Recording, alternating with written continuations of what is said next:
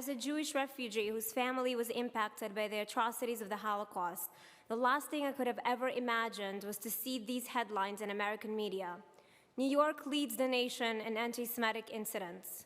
New York is at the epicenter of the worst American anti-Semitism outbreak in over 40 years.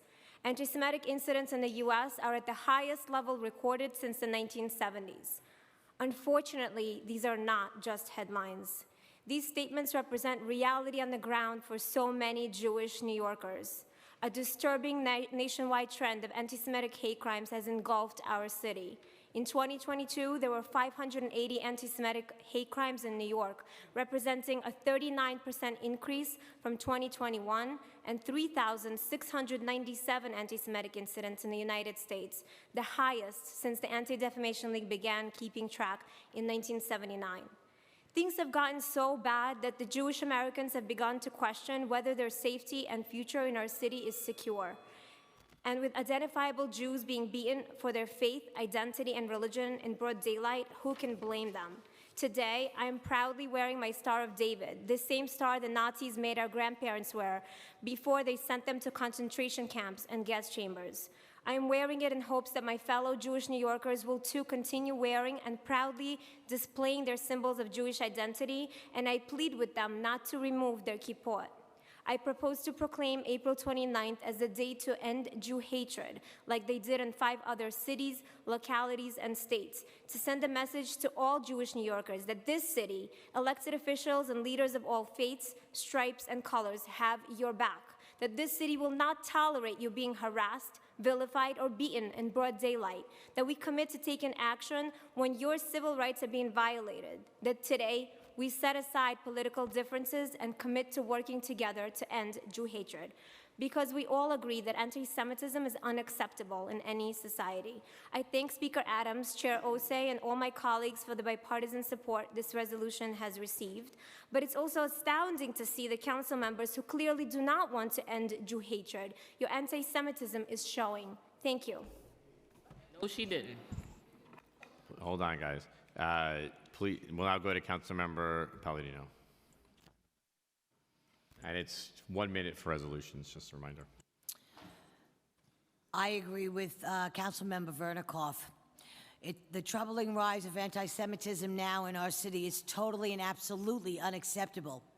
As an Italian-American, I support the Jewish community and the Jewish New Yorkers who are being discriminated against and targeted for physical attacks in a disproportionate numbers. This resolution is an important step in the right direction to combat the hate that this group has endured. I thank Councilmember Vernikoff for proposing this legislation, and I too am astonished by those who disagree with this resolution. Thank you very much. Thank you. We'll now hear from Councilmember Yeager. Thank you, Mr. President. Resolved that the Council of the City of New York recognizes April 29th annually as End Jew Hatred Day in the City of New York. Just a simple couple of words. Really don't understand how that's controversial. I don't understand it, and I'm not going to do what the rules of this council don't allow us to do, but I just don't comprehend, I cannot understand how that is such a difficult topic to just say yes. Now, those who say no, I appreciate that you're doing that instead of abstaining, but in this city, how could anyone deny that anti-Semitism has become a real problem? How is that possible that people are elected to this body from neighborhoods all across the city of New York and don't have a grasp of what's happening in this city, that hatred is real and it's there? And I just don't comprehend it. I'm very, very grateful to Councilwoman Vernikoff for proposing this resolution, and to Madam Speaker for bringing it to the floor today, and to all of my colleagues who stood with us today. Thank you very much. Thank you. Do we have anyone else signed up to speak on resolutions? Councilmember Barron. You know, I wasn't going to say anything, but the reason why people have some concerns is because of the inconsistency of members of the Jewish community, particularly its leadership, in speaking out against hatred, like hatred of the Palestinian people, like the state of Israel murdering Palestinian women and children and stealing the land of people in Palestine. So when people hear this, they see an inconsistency in your concern of human rights. I'm going to abstain, but because they came up with these strong statements, like I can't even imagine somebody not voting like that. It's not that people are promoting hatred of Jews or wanting to be anti-Semitic.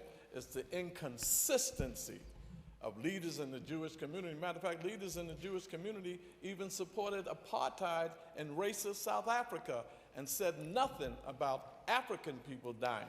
So it's difficult for us to get up here, and I'm not afraid to say it because of what people might think, but if we read history and if we read all of the dynamics of what's going on around race in this city, you will see people are resenting that. Thank you, not Councilmember. because, one second, because you let others go over.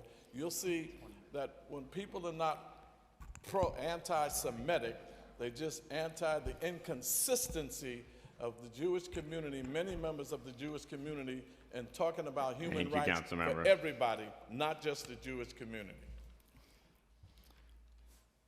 Do we have anyone else signed up? Councilor Dinowitz. I think Councilmember Yeager articulated it well. And it's just incorrect to say that the Jewish community does not stand with our brothers and sisters in other communities. And if you don't see that, it's because you don't want to see that. That's, of course, the collective view, not any individual in this body, because that would be against the rules. But of course, when you attribute actions of another country to Jewish New Yorkers who are facing a rise in anti-Semitism, I'm not sure what else to call it. There is no other people or other people in New York City who are facing this steep rise. You can talk after me, it's fine. But I am upset to hear that my colleagues cannot stand with the Jewish community, as we do stand with other communities. And every time we have a press conference about attacks on other communities, we stand together. And to ignore that and to say that that is the reason that you are not voting for a resolution which just simply says we should end Jew hatred is to willfully ignore the partnerships and the friendships that we have in this body and that we are trying to make, and we are working very hard to build those bridges because we all understand what hate does to us and does to our community. And that is why it is so vital that we stand together in the face of hate. Thank you, Councilmember.